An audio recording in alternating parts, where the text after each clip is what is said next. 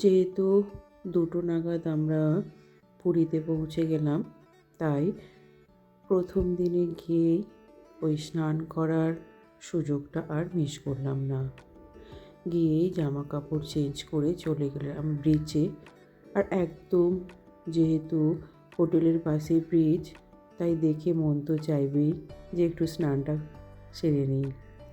যাই হোক, ব্রিজে গিয়ে প্রথমে বড়ার ছেলে, তারপরে আমি আর দিদি উঠে পড়লাম উটের পিঠে।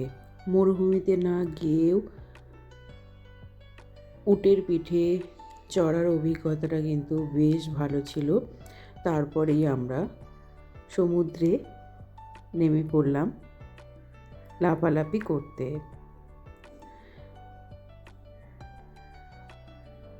চলে এলাম দুপুরে স্নান ধান করে হোটেলে। তারপরে বিকেলবেলা বেরিয়ে পড়লাম শ্রী ঠাকুর অনুকূল চন্দ্রের মন্দিরের উদ্দেশ্যে।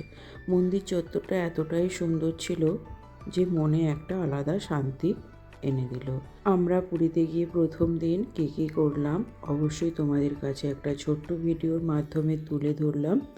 কেমন লাগলো এই ভিডিও অবশ্যই কিন্তু কমেন্টে জানাবে। ভালো লাগলে লাইক, শেয়ার এবং সাবস্ক্রাইব করে দিও।